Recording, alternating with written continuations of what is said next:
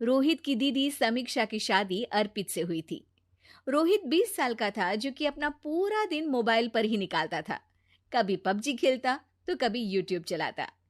एक दिन अर्पित और समीक्षा समीक्षा के मम्मी पापा से मिलने आते हैं और देखते हैं कि रोहित मोबाइल से हटने को तैयार ही नहीं है। अरे रोहित, तुम्हारी तो आईआईटी की परीक्षा है ना? तुम तैयारी नहीं कर रहे हो परीक्षा की? वो सब तो मोबाइल पर ही हो जाएगा। ये देखिए, ये है गूगल।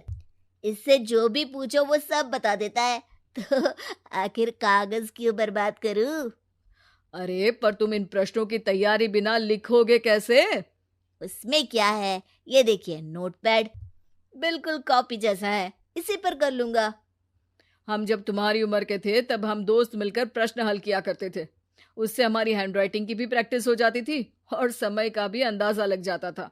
और फिर साथ में हम एक दूसरे की मदद भी कर देते थे अगर कोई अटक जाए तो।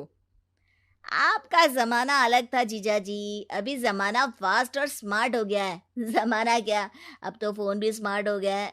समय के साथ बदलना पड़ता है जीजा जी। अब बस भी कीजिए आप। हर चीज को लेक्चर में बदल देते हैं।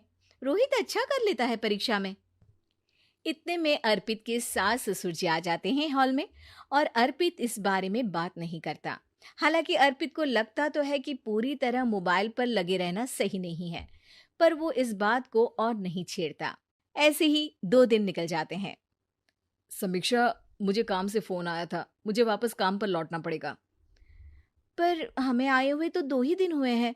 अभी चले गए तो माँ और पापा को अच्छा नहीं लगेगा ना। अच्छा ठीक है, तुम रुक जाओ, मैं काम खत्म करके फिर लौट आऊंगा। एक काम कीजिए ना, परसों रोहित भी परीक्षा के लिए निकलेगा। आप उसी के साथ निकल जाना। दोनों वैसे भी बात नहीं करते। साथ में जाएंगे तो हो सकता है आप लोग आपस में बातचीत भी करने लग जाओ।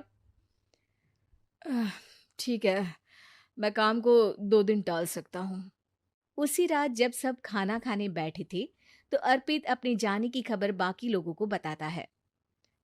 मुझे काम के लिए वापस जाना होगा। अरे बेटा, पर अभी तो तुम आए हो, इतनी जल्दी चले जाओगे? नहीं माँ जी, समीक्षा यहीं रहेगी और मैं जल्दी काम खत्म करके वापस आ जाऊंगा। ठीक है, काम भी जरूरी है। वैसे कब निकलोगे बेटा? 2 दिन में। मैंने सुना है कि उस दिन रोहित को भी परीक्षा के लिए जाना है, तो कल मैं दोनों की टिकट करा लेता हूँ बुक। मेरी टिकट रहने दीजिए जीजा जी, मैं तो फोन से ही करवा लूंगा। हाँ, पर कोई दिक्कत हो गई तो? अरे कोई दिक्कत नहीं होती जीजा जी, फोन सब कर सकता है। हमारे फोन के रिचार्ज से लेकर टीवी का रिचार्ज सब रोहित यही फोन से बैठे बैठे कर देता है। अब ये नई चीज तो हमारे समझ के परे है, पर अच्छा है कि रोहित जानता है। हमारी मेहनत इतनी कम हो गई भाई। हाँ, पर अगर टिकट नहीं मिली तो? अर्पित की बात पूरी होने से पहले ही बिजली चली जाती है। अरे ये क्या हो गया, आपने बिजली का बिल भर तो दिया था ना? अरे नहीं, मैं तो भूल गया था। अरे टेंशन मत लो माँ। देखा जीजा जी, आप बिजली का बिल भी भर सकते हो, समय बदल गया है। एक बार फिर अर्पित इस बात पर बहस नहीं करता। अगले दिन जाकर अपनी टिकट करवाता है और पैकिंग कर रहा होता है जब शाम को अचानक से रोहित के चिल्लाने की आवाज आती है। नहीं, प्लीज प्लीज हो जा, ऐसा मत कर यार, प्लीज हो जा। अरे क्या हो गया रोहित? दीदी, सर्वर हैंग हो गया। मेरे टिकट मेरी टिकट नहीं हो पाई दीदी। क्या मतलब टिकट नहीं हो पाई? इतने में वहां रोहित के मम्मी और पापा भी आ जाते हैं। अरे क्या हो गया? माँ, मेरा टिकट नहीं हो पाया, सर्वर डाउन हो गया।